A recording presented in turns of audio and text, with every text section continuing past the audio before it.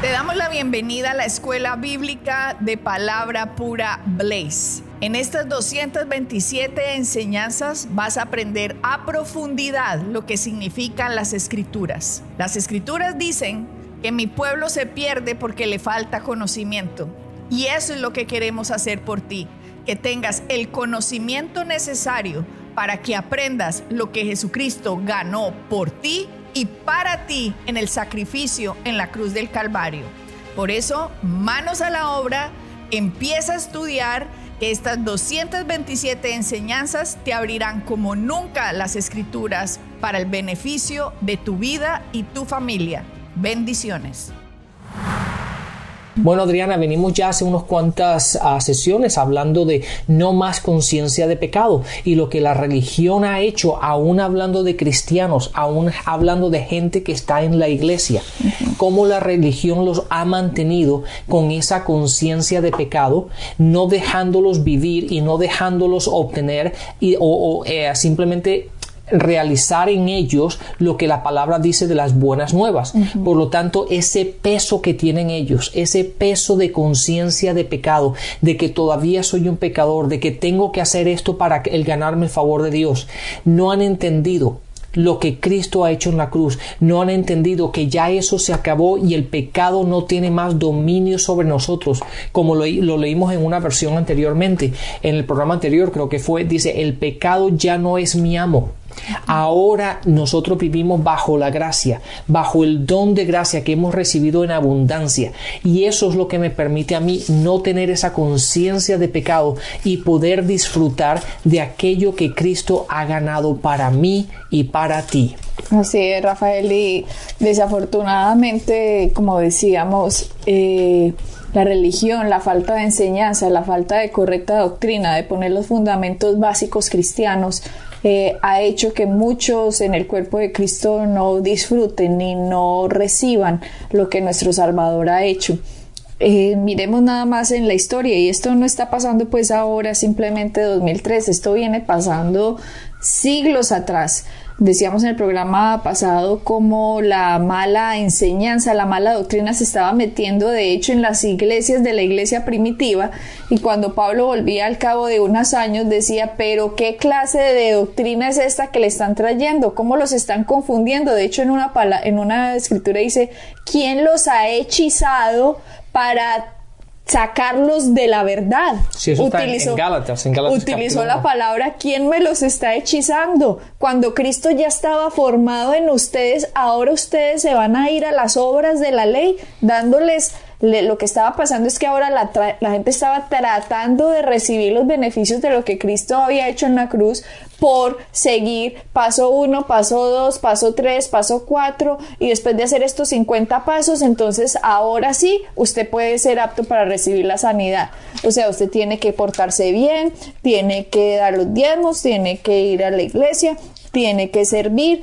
tiene que hacer esto, y ahora sí espere que Dios lo recompense. Sí, Adriana, mira lo que tú acabas de decir, y uno piensa que esto recién está pasando ahora, pero viene pasando desde hace siglos. Fíjate lo que tú acabas de decir, lo encontramos en Gálatas, en el capítulo 1, versículo 6 dice, estoy horrorizado de que ustedes estén apartándose tan pronto de Dios, quien los llamó a sí mismo por medio de la amorosa misericordia de Cristo. Él mismo dijo, estoy horrorizado de que ustedes hayan recibido a Cristo por fe, hayan recibido por fe la gracia de Dios, y ahora se quieran apartar tan pronto de aquello que ustedes han recibido, del don de gracia, de entender de que no ha sido por las obras de ustedes, no ha sido porque ustedes han sido buenos, no ha sido porque ya dejaron de pecar, ha sido simplemente por lo que Cristo ha hecho. Sí, porque cuando nosotros recibimos a Cristo, que nos salvamos, nosotros no estábamos ayunando para salvarnos. ¿O quién estaba aquí haciendo ayunos y oraciones y 24 horas metido en la iglesia? Ahora sí Dios me puede salvar, ya hice los pasos 1, 2, 3 y 4 para salvarme. No, a uno simplemente alguien le llegó con la noticia de necesitas a Jesucristo, Él fue a la cruz, ¿quieres nacer de nuevo? Ah, bueno, sí. ¿Qué tengo que hacer? Sí, recibirlo, confiésalo como Señor y Salvador, cree en tu corazón y confiesa con la boca. ¿Cuántos hicimos eso sin necesidad de haber estado haciendo pasos y pasos y pasos? Y ahora que somos salvos, ¿por qué creemos que sí necesitamos pasos y pasos y pasos para recibir la sanidad? ¿O para recibir la prosperidad?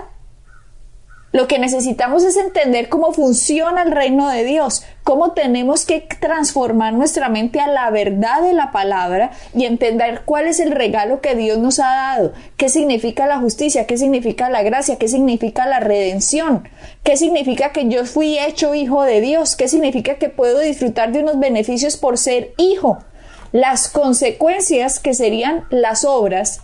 Porque todos queremos que la gente se porte bien. Las buenas obras vienen como el resultado de nosotros entender quiénes somos. Las obras no son para que nosotros alcancemos lo que ya somos. Exactamente. Adriana, lo mismo que tú acabas de decir, fíjate en que lo encontramos escrito por Pablo a la carta de Gálatas. Dice, están siendo engañados por los que a propósito distorsionaban la verdad acerca de Cristo.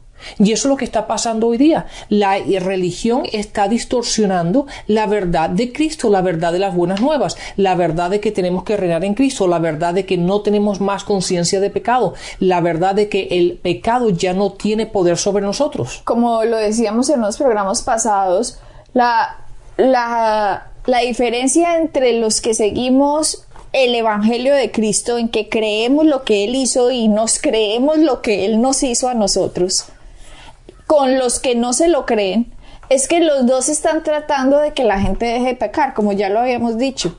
El problema es que solo el poder de Dios está en el evangelio. Solo el evangelio es lo que puede cambiar a una persona de adentro hacia afuera, mientras que la religión le dice a usted, cambia afuera para que Dios le dé esto.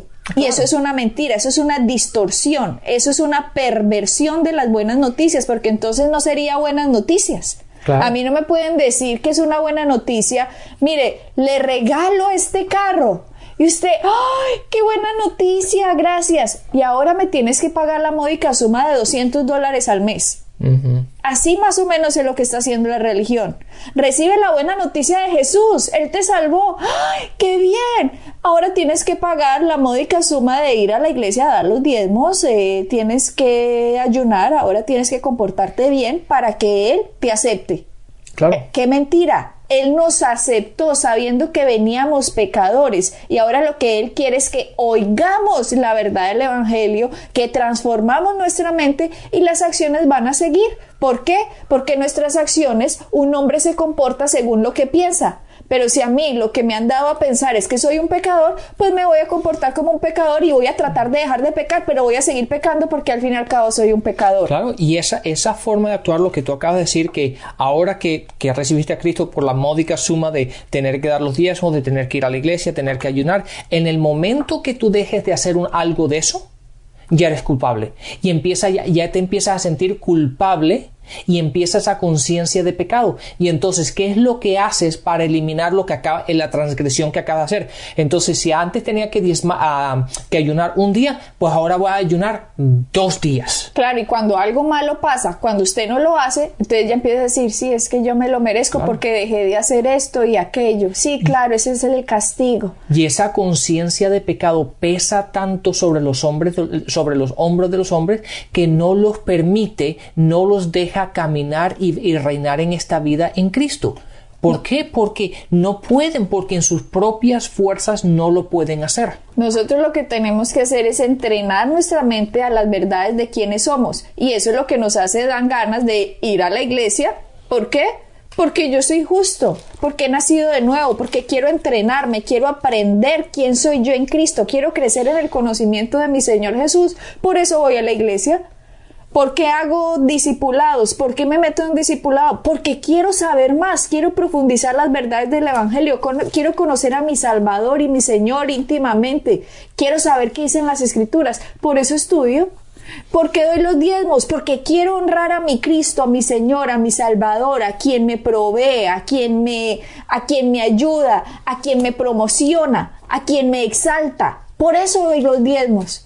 ¿Y por qué ayuno? Porque quiero someter mi carne, porque no quiero que la carne me dicte quién soy yo, quiero que el Espíritu sea el que prevalece en mi vida. Entonces yo empiezo a hacer todas estas obras como consecuencia de que sé quién soy. Yo no las hago para alcanzar algo que ya Dios me regaló. Y esa es la máxima diferencia. Ese es el punto en el cuerpo de Cristo en el cual nos dividimos, que nosotros ya somos lo que el sacrificio nos regaló, mientras que otros están tratando de alcanzar lo que ya les fue dado por gracia. Exactamente. Y si vieras que ese fue el gravísimo problema que llevó, esto ha pasado como miramos, Gálatas, también hay escritos así que dicen Corintios, que dice, se han introducido falsos maestros a la iglesia. Y ¿en qué otras epístolas? Lo leemos muy claro en Gálatas, Corintios. También en Timoteo, Pablo también le dice a Timoteo, ten cuidado de las falsas doctrinas que se infiltran dentro de la iglesia. Lo vemos consecutivamente en el nuevo evangelio. ¿Por qué? Porque estas cosas pasan. ¿Debido a qué? Porque Satanás necesita que no entendamos, Rafael. Claro, tú date cuenta que a Satanás, una vez que él te ponga una idea contraria a la palabra, ya él te tiene. En estas doctrinas, que él si tú te crees que tú eres un pecador o que a lo mejor ya te salvaste pero sigues teniendo esa conciencia de pecado, ya tú no, básicamente él te ha amarrado, él ya te tiene. ¿Por qué? Porque no vas a poder obtener lo que Cristo ha hecho por ti en esta vida. Claro, no lo puedes recibir. Si yo fuera Satanás, lo que yo atacaría dentro del cuerpo de Cristo es que no se crean el don de la justicia. Claro. Porque si la palabra, Satanás lo sabe, que la palabra dice, a los que reciben el don de la justicia, a los que reciben la abundancia de la gracia reinarán en vida. Él lo sabe. Entonces lo que él tiene que hacer es, yo no voy a dejar que estas personas se crean lo que su Salvador hizo, por lo tanto me voy a infiltrar con carita de buena gente dentro de una doctrina, diciéndole, ustedes son pecadores. El Señor los va a castigar. Mira lo que dice Salmo 51, el mismo rey David. Oh Dios, crea un espíritu recto dentro de mí. Oh Dios, perdóname porque mi pecado está delante de mí. Si ves, tienes que seguir orando como David. El Salmo 51 te lo dice. Mentira, David no tenía a Cristo. Por eso David en sus sacrificios de animales no podía parar la conciencia de pecado, porque los sacrificios de animales no les limpiaba, simplemente los cubría, pero los dejaba con conciencia de pecado. Y de hecho eso es lo que nos dice Hebreos 9:9. Déjame, voy ahí, dice, ya que consiste, está hablando de Hebreos, está hablando de la diferencia entre la ley, lo que proveía la ley. En Hebreos 9:9 dice, lo cual es símbolo para el tiempo presente, según el cual se presentan ofrendas y sacrificios que no pueden hacer perfecto en cuanto a la conciencia al que practica ese culto. Está hablando Hebreos, el escritor de Hebreos, que aparentemente es Pablo.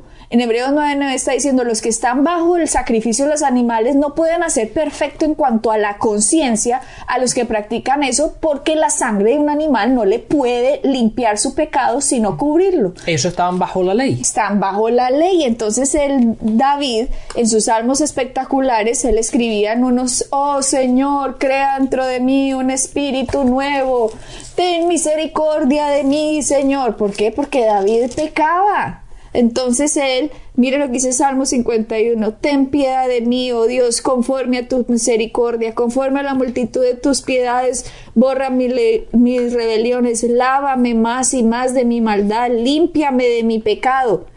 Ahora entonces, ¿qué hace Satanás? Miren, váyanse allá otra vez, como si todavía estuvieran bajo sangre de animales, como si Cristo, la sangre de él, no valiera. No hubiese hecho nada. Y resulta que la sangre de Cristo es la sangre de Dios, por lo tanto esa sangre no lo cubre, lo limpia.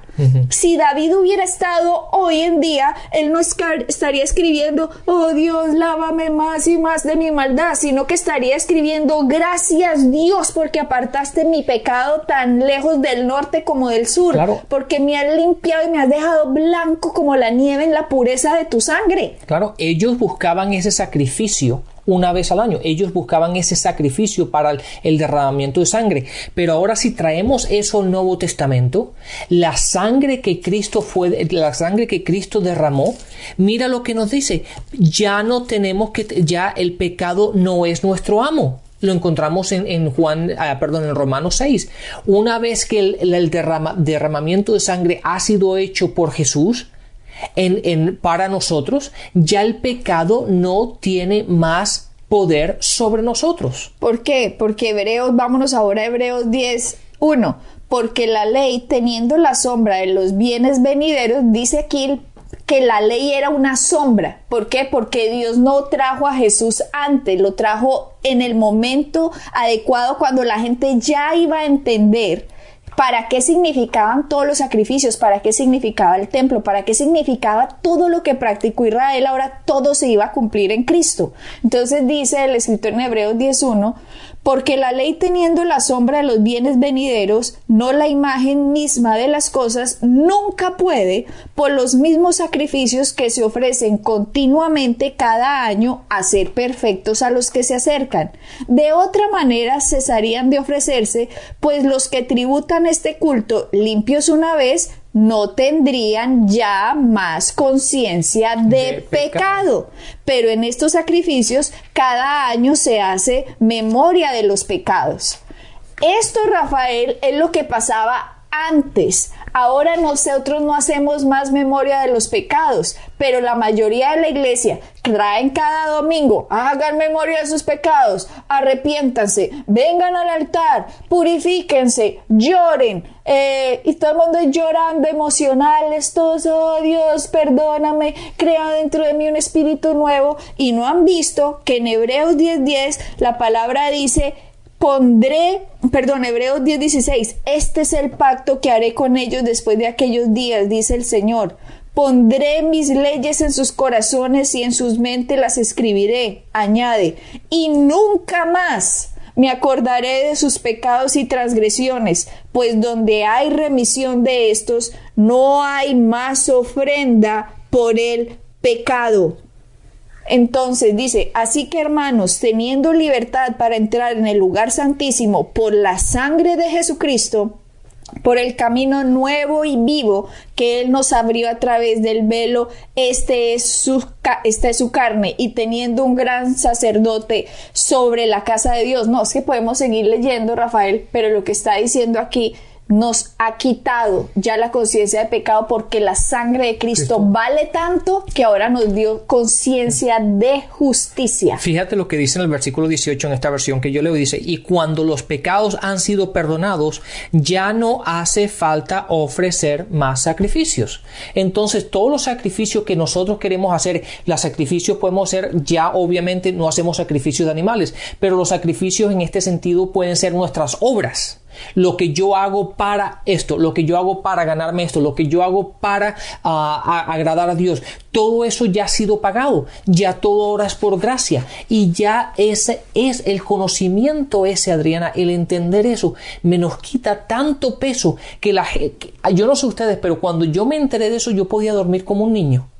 ¿Por qué? Porque ya no era ese peso tan tremendo de lo que yo tengo que hacer para agradar a Dios. Dios está agradado conmigo simplemente por lo que Cristo hizo en la cruz, y yo solamente tengo que aceptar eso y quitarme el peso tan grande de que son mis obras, mis acciones, esa condenación que yo mismo me ponía constantemente. Y yo me analizaba, Adriana, tú lo sabes también esto, que yo me analizaba constantemente, mirando a ver en dónde fallaba, qué es lo que no estaba haciendo bien, si había dicho algo mal, que cómo lo dije, qué fue lo que hice, cómo lo hice, cuándo lo hice, ¿por qué? Porque si hacía las cosas de otra forma, me condenaba.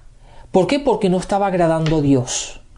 Pero cuando entendí que ya Dios está agradado conmigo por lo que Cristo ha hecho, que yo no tengo que llevar esa conciencia de pecado, que ya yo soy libre de pecado, que ya todo lo que yo tengo que vivir en este don de abundancia de la gracia de Dios en mi vida, y que tengo que reinar en vida hoy día. Adriana, yo ese día dormí como un niño. ¿Por qué? Porque ya no tengo ese peso.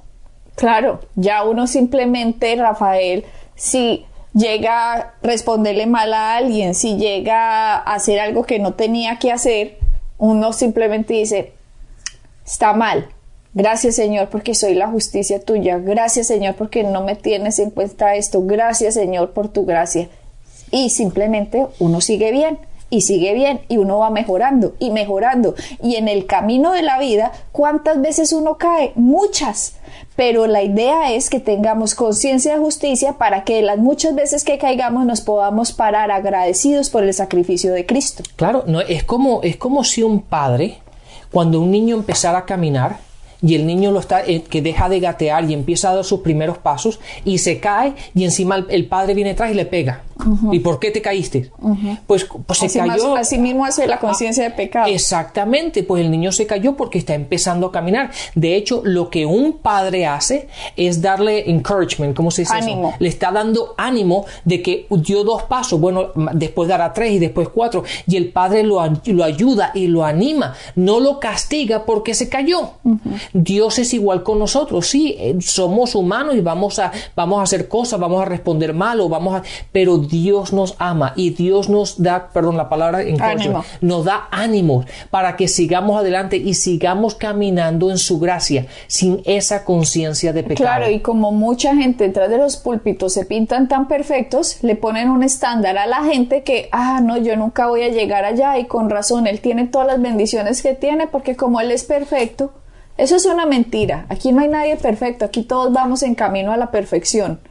Pero aquí no hay nadie perfecto. Habrán unos que ya son más adelantados, más imagen de Cristo dentro de ellos, más conformados a la imagen de Cristo pero es porque han aprendido, han crecido, han conocido más de Cristo, y ese conocimiento los cambia de adentro hacia afuera. Miremos lo que le pasó a Martín Lutero, por ejemplo, Rafael. Martín Lutero, la iglesia venía con esta cantidad de mentira, estamos hablando 1500, en el año 1500, que se va a ir para el infierno, todo era conciencia de pecado, condenación, culpa, culpable. Entonces la gente vivía aterrorizada, con miedo, que se iban a ir para el infierno.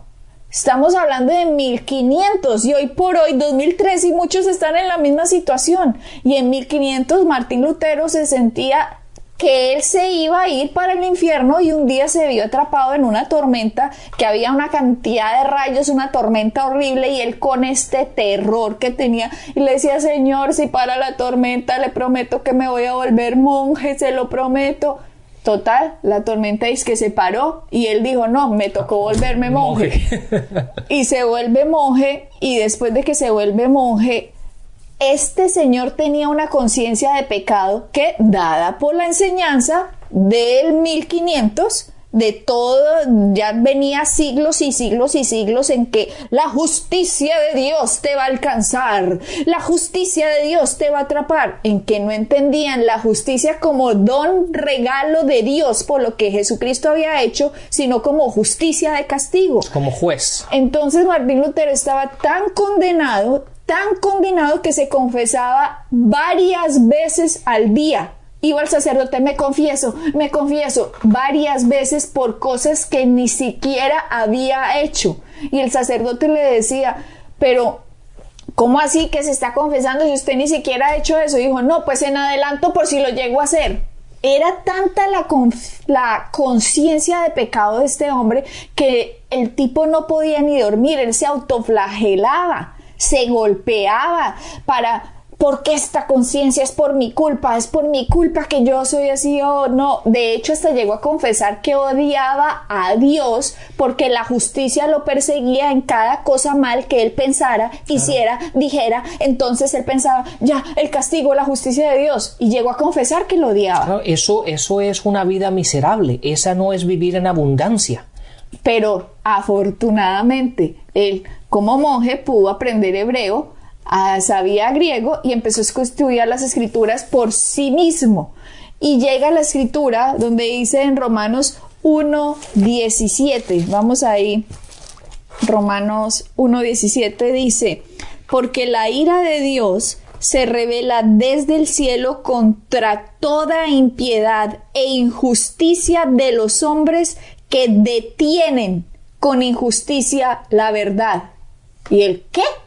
¿Cómo así? Acá está diciendo la palabra que la ira de Dios está contra los que detienen la verdad de lo que Cristo hizo. No contra, me porté mal, no. Entonces él leyó esto y seguía, porque lo que de Dios se conoce le es manifiesto, pues Dios se lo manifestó. Porque las cosas invisibles de Él, su eterno poder y deidad, se hacen claramente visibles desde la creación del mundo, siendo entendidas por medio de las cosas hechas, de modo que no tienen excusa. Cuando él estaba leyendo que la justicia de Dios la ira de Dios estaba contra quienes detenían la verdad. Y después llega en ese mismo Romanos que dice que el justo por la fe vivirá y que la justicia era un don. Él decía, esto no puede ser. ¿Esto de qué está hablando? Él leía esas escrituras y cuando él leía eso decía, no puede ser, porque es que la justicia de Dios es condenar el pecado, tu pecado, y golpearte por él. Y aquí me está diciendo que la justicia es un don. Cuando Martín Lutero entendió estas verdades, él dice que el cielo como que se lo hubiera abierto. La culpa y la condenación que él cargaba se elevó, se fue de él. Claro. Vean lo que escribe. Él escribió, la justicia significa que la justicia del justo no es propia, sino que es de Dios.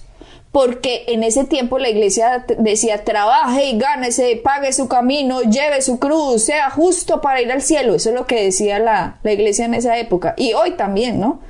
Pero él dice, la justicia de Dios es dada a aquellos que creen que es dada por fe, no a aquellos que creen que completaron las demandas que exigen la divina justicia, pero simplemente porque Dios quiere darla como un regalo por la fe en Jesús. Y dice Lutero, y yo sentí, cuando entendí esto, que las puertas del cielo se me abrieron. Fue como volver a nacer. Toda la escritura adquirió un nuevo conocimiento para mí, y desde ese punto en adelante, la frase de justicia de Dios no me llenó más de miedo o de odio, sino que se convirtió en un inexplicable, dulce amor de Dios por mí. Aleluya. Ahí está la diferencia. Wow. Cuando uno entiende eso, Adriana, la conciencia de pecado se te va de los hombros y ahora puedes disfrutar lo que Cristo ha hecho y puedes empezar a disfrutar la relación con Dios, de que es un Dios que te ama y un Dios que quiere lo mejor para ti. Gracias, Dios, por tu don de la justicia que nos regalaste, Cristo, al ir a la cruz. Bueno, bendiciones y hasta la próxima. Bendiciones. Para encontrar más información acerca de nuestro ministerio, visita nuestra página web www.iglesiapalabrapura.com y visita nuestras redes sociales, Facebook, Instagram y YouTube.